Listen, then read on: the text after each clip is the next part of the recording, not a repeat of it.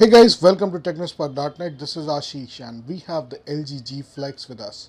In this video, I'll tell you my experience with the G Flex and how the device came out to be.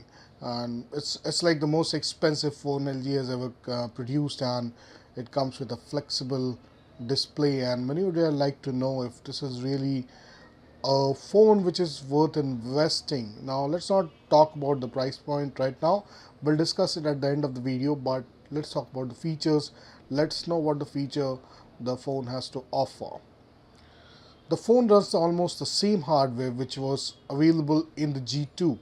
So it runs a Snapdragon 800 S800 processor, which makes sure the battery life is going to be awesome on this phone as well. Then you have the 3500 mAh battery, which again is 500 extra than the G2. Then you have 2 GB RAM, 16 or 32 GB depending on the variant you choose. You have the storage inside it. Then now this phone gets into a phablet category because this is like a 6-inch phone. That's like almost an inch extra than what G2 has to offer. Then you have the 13 megapixel camera right here with flash, but it lacks the optical image stabilization what G2 had to offer. Also, the phone is comes with a 720p display. Those who are waiting for a 1080 display, now let me tell you, the phone offers something different. Like you can see, it's a curved display and it's actually flexible. You can actually go and bend the phone like this flat on your table, and you can still get it to reshape. So when I started actually using the phone, so I'm talking about the display part now. So when I started using the phone for a couple of days, it was really different because it's a curved display, so you get a different angle to when compared to using the flat phone. So you can actually determine that this phone is something different. There's something different about this phone for sure. But overall, with time, you actually forget about it. But again, you really get adjusted to it, and that's how it works. But if you check out a flat phone and come back to this, you will actually admire the curved display. That's something to notice about the G Flex. That said, the display is actually crisp, and the colors are really good. And if you check out the viewing angles, it's really good. I've played games and I've seen the text and all those stuff. They're really very sharp. So from the display perspective, you'll not be disappointed, definitely. Now those who are curious to know, the display is curved and it uses plastic OLED. So it's basically OLED, but it's plastic, so that the curve can be attained. Let's talk about the build quality. Now it's the same body what G2 had, so I'm comparing this with G2 because many who are looking to upgrade to G2 would like to know. So you can see there is a fine rim here which makes it a bit sturdy. It's a metal rim all around the body. Otherwise the body is completely plastic. But again, this rear case here is scratch proof. It's almost like you can go and scratch it and then you can rub along and it just get back to like there wasn't scratch. So on a minimal scratch basis, like what you get from keys and all, this is going to be really helpful. So this back scratch quality, this OLED display is what you're actually paying for when it comes to the quality aspect. So build quality is good because of the back scratch, because of the scratchless back, the curved display, and the rim on the sides. And mind you, there is no bezel space, absolutely no bezel space on the side. This is really something admirable. I've seen on my Lumias where I have a lot of bezel space and they waste so much of space.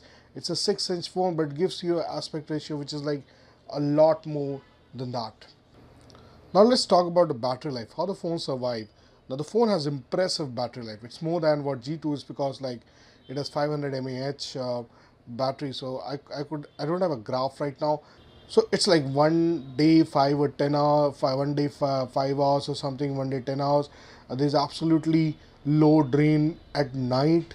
Even when you use it on 3G, it will last for like 18 to 20 hours. It's absolutely brilliant, and it all thanks to the Snapdragon 800 processor, which makes that that magic. But also it shows that LG didn't messed out with their software around so that it starts consuming a lot of battery. You have to appreciate that.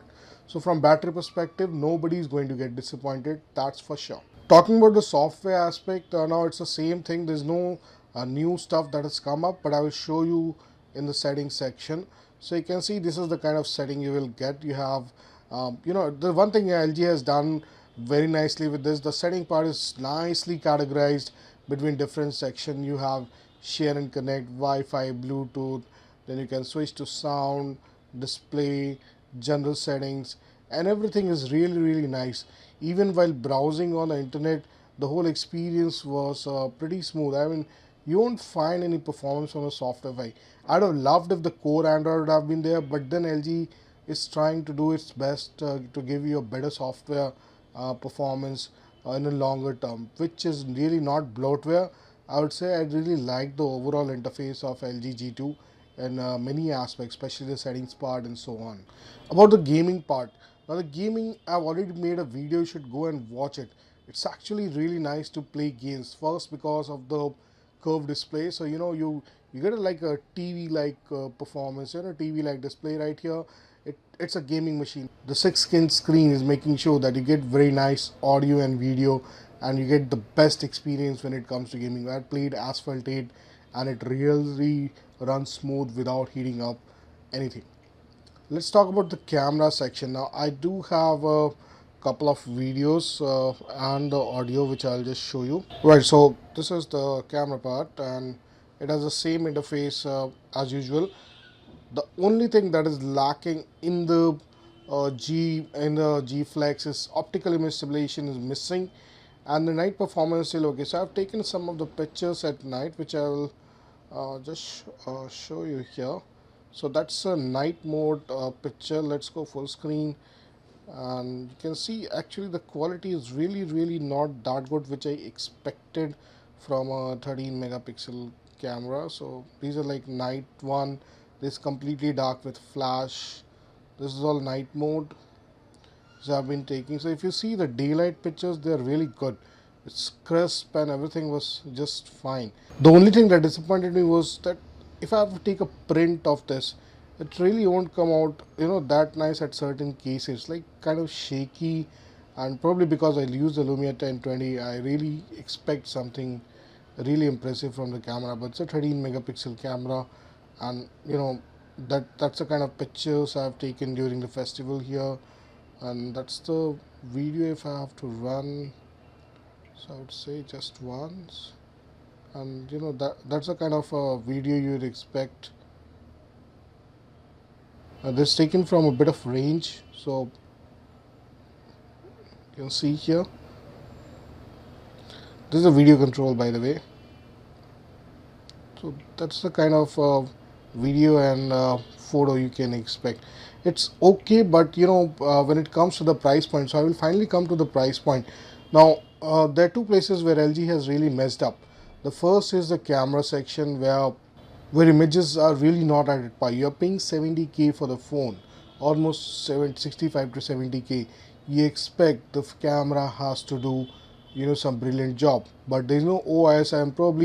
I'm guessing it's because of the curved display. The gears would have not been placed perfectly, so you don't get that. But then camera performance, I mean, something you have to negotiate with if you are buying this phone. And the second thing where there's a bit of a problem is the price itself. It's like I've compared my review with G2, and this phone has curved display and this uh, self-healing rear case. That's the only thing which you get more here, along with a 500 mAh battery and probably an inch or more on the phone. Except that it's the G2. It's almost like G2. Everything is same. So there's something you have to think on if you're going to buy or not. So if you love the technology and if you have the money, probably this curve phone is something to flatter about. But if you really don't have the money, G2 is really a good choice, and there's no point of jumping from G2 to G Flex as of now. In future, we'll see this technology evolving and the prices coming down. So thanks for watching the video, and I hope you liked the video. If you have any questions, please I'll be very happy to answer all your queries and so on. So thanks for watching, and see you in the next video. Thanks.